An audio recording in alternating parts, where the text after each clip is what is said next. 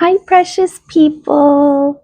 Here we are again, another fresh day, and I'm so thankful for your irreplaceable light and the experience and wisdom that you bring into the world. Today is a gift filled with possibility, so let's open it with kindness and curiosity.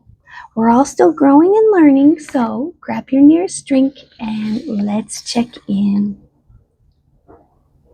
Mm, mm, mm, mm. Go ahead and take a deep breath with me. Oh, Kitty's going to get up here. I'm going to go up to the top. Okay, there he goes. Oops, sorry. All right, so let's breathe. Let's take a breath.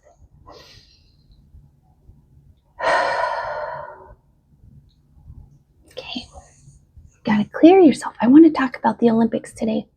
I want to start by saying I'm not a huge watcher of the games. There's certain things I love, like figure skating, or in the Summer Olympics. In Summer Olympics, I love the what is it called? Gymnastics, where they're doing the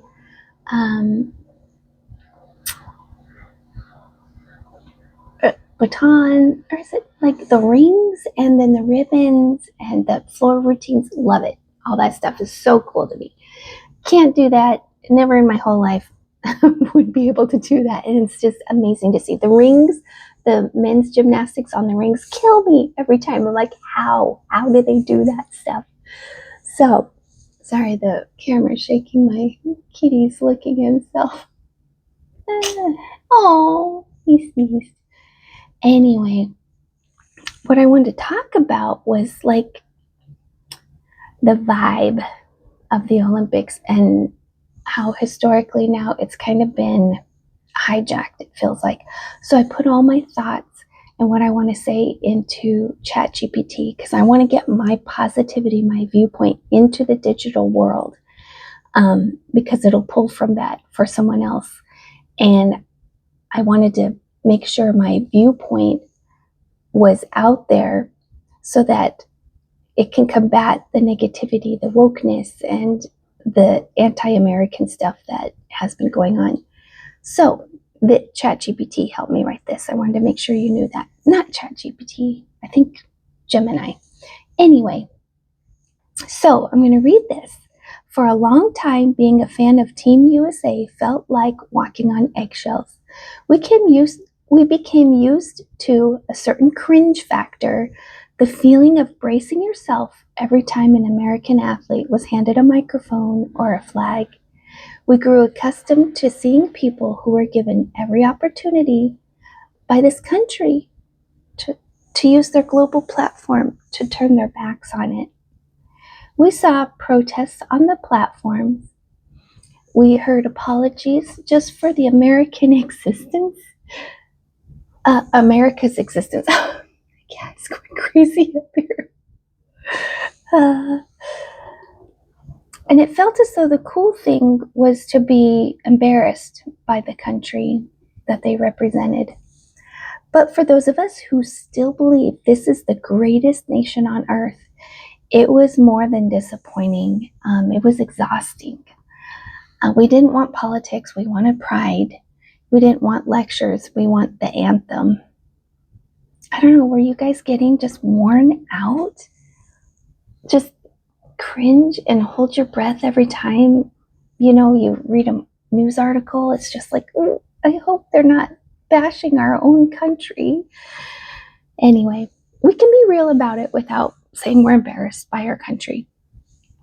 Then we went to Italy. The 2026 Winter Olympic Games has been a breath of fresh air because at first it wasn't, but by the end, because our athletes finally stopped apologizing and started competing with a visible, infectious love for their country. I don't know if you guys have seen all these videos. It's just makes me so grateful that these people are representing us at the games on the world stage. They are beautiful, loving, grateful people. So that's just my little addition there. The cringe has been replaced by conviction, the awkwardness replaced by authenticity. We aren't seeing the athletes who feel conflicted about their citizenship, but we're seeing warriors who view the flag as their greatest source of strength. I love seeing their flags draped over them.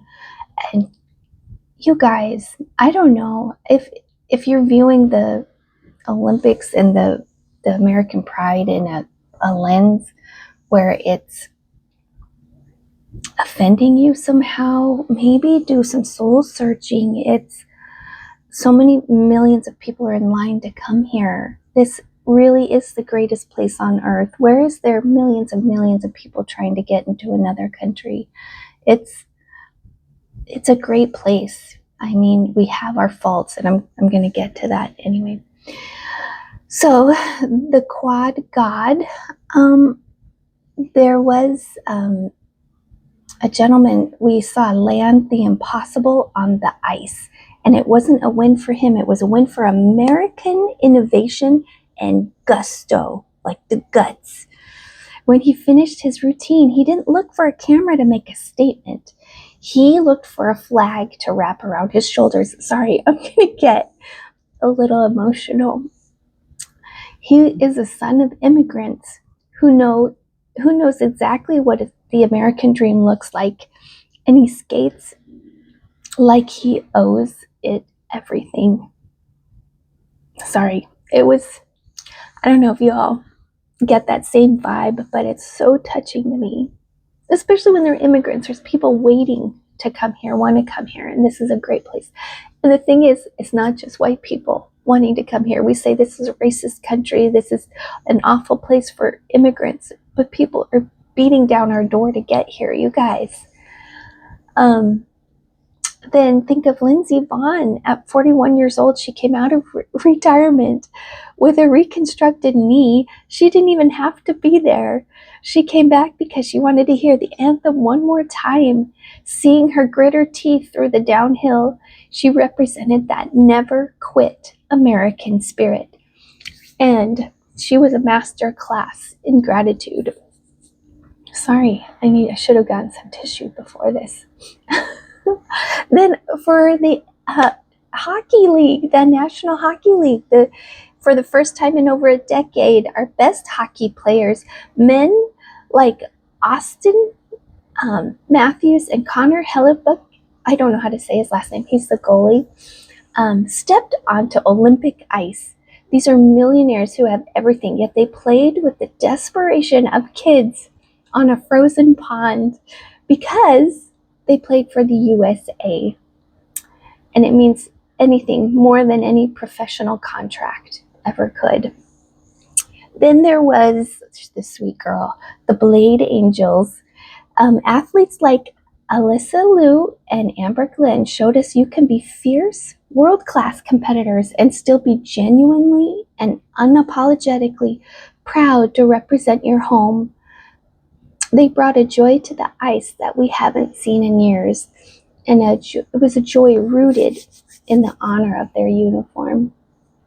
I love the story of Alyssa Liu.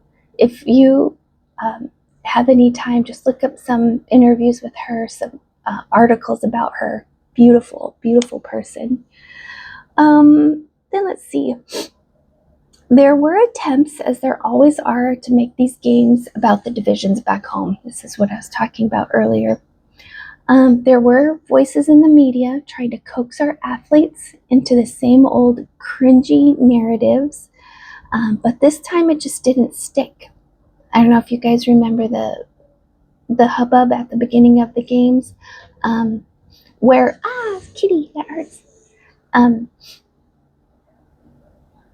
Where the one gentleman did disparage the United States a little bit, but then I think it was the next day, maybe he came out and made sure he made a statement like, no, I really do love my country. You know, we're not perfect is the thing. Anyway, we're not perfect. We know that more than anyone. It's shoved in our face how imperfect we are. He keeps trying to swipe at me. I think I move my hands too much when I talk. You goofball. Okay, anyway, but it didn't stick this time. The overwhelming majority of Team USA this year, 2026, chose a different path. They chose patriotism over posturing. They showed us that while we can have heated debates at home, when we step onto the world stage, we are one team under the United States flag. They reminded us that American exceptionalism isn't a dirty word. It's a standard of excellence that the rest of the world still aspires to. I mean, not all the time. I'm sure there's sometimes where we fall down and other people are taking the gold home, but we persevere, we push through. We have that spirit in us, the spirit of the settlers and the pioneers. Our founding fathers trying this new experiment in democracy or a republic. Yeah, you guys, there's so much behind the Olympics, not just train, compete, place. There's so many layers of meaning and feeling behind these wins, behind the effort, behind that flag. So much history and blood went into securing that flag for our country. Let's see. I'm closing here pretty soon. As the flame begins to dim in Italy, the world is looking toward the 2028 in Los Angeles. You guys, back on U.S. soil. The 2026 Winter Games have now set the tone. They stripped away the embarrassment the past decade and replaced it with a raw, genuine love for our country. Please, search up these videos, see just the beautiful love for our country these athletes have. Oh my goodness. Sorry, I'm going to cry again. Just so sweet. And to see the parents of these athletes, the two brothers who were on the hockey team, the guy got his teeth kicked out and he kept playing. And ultimately, I believe he shot the winning goal. You guys, and just to see the parents hugging on them, they're so sweet. I love it. I don't know. Just if you're feeling down in the dumps, go and look up some of that cool stuff that happened this last week. Let's see. We saw it in the tears of the biathletes who finally broke through. We saw it in the hugs between the bobsledders. We saw it in every American fan who filled the Italian streets with the chants of USA. Have you guys seen the video on an airline? It was in an airplane on a flight to Florida, and everyone's screen was tuned to the hockey game. And why am I so emotional? This is so crazy. But just everyone's just cheering on the plane, just like, woo! It was something to bring us together. We have so much division. And this has just been so wonderful. Yeah, look those videos up. So sweet. These Olympics were a reminder that we don't have to be perfect to be great. The athletes in Milan and Cortina didn't represent a perfect country. They represented a grateful one. They reminded us that the American flag isn't a burden to carry. It's a privilege to wear. So here's to the class of 2026. The Team USA delivered a historic performance at the Milano Cortina Winter Games, setting a new national record with 12 gold medals and then finishing with 33 medals overall. Thank you guys. Thanks for making us so proud. But most of all, I mean, thank you for the medals and the effort, but thank you for the breath of fresh air. I tell you what, that cringe feeling needs to be squashed. We need to have pride in our country. And if you believe our country is nothing to be proud of, work towards it. The first step would be um, voting. Get out there, make your voice known. So I can't wait for the next Olympics, you guys. It's going to be great. This was so eye-opening and so refreshing. Hang on one sec. Sorry, I had to go get some tissues. I was really losing it here. But yeah, I'm so excited for the next Olympics. This was really great. Oh my gosh, you guys. It's a time to feel good. It's time to just be happy and grateful. And like I said, you can be real, you can be honest, you can be like, I don't like what ICE is doing or how they're doing it, or I don't like that so many people are in poverty, or Los Angeles is overrun with homeless encampments, you know. But if you're in those places, try to fix, vote. Today I have a meeting at the city where I live with a charity to talk about access to housing for homeless people. And then I have another meeting planning, and I have a meeting, then I have a planning meeting for another meeting. So trying to work to get people out of poverty, solve that crisis. Personally, I have a whole different take than everyone else in this space. So it's funny because I wanted to quit because I think of poverty and homelessness in a different way than everyone else. And I'm like, maybe I shouldn't be here because I'm like really heavy on the personal responsibility and accountability aspect. And I think addiction is a huge issue, and I think it's a spiritual issue. Homelessness might actually be a spiritual issue. So sorry if you keep hearing my washer in the background. I'm so sorry about that. Anyway, so I wanted to kind of quit and remove myself out of the space, but I'm like, no, we need a variety of voices and ideas to really get to the root of the problem, try to solve it.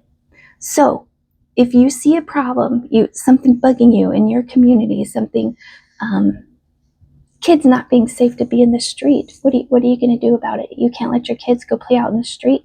Well, you'll petition your HOA to do speed bumps, or you can figure out a way to solve the problem.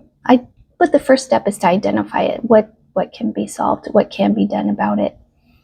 So I hope this inspired you. I hope this was an uplifting video, because honestly, I was laying in bed last night and I was like, I have all these ideas and thoughts about the Olympics, and just how grateful I am that at the beginning we saw like this transformation of cringy. Just watching it like wears me out. And then I just cringe every time I see, because I have that high level of disgust as part of my personality. So, and then just it turned into this joyous, inspirational story. So I wanted to share that with you. Anyway, if you have any thoughts on this topic, please leave it in the comments below. Subscribe. I'm on all the different platforms, a bunch of different ones, not all of them, but every single day is a chance to keep learning and keep growing and to become more of the wonderful person you are. The world is better with your light in it. So thank you for sharing time with me. I'll be here later tomorrow, but until then, you have a beautiful day. You're the Lord's precious one. Bye.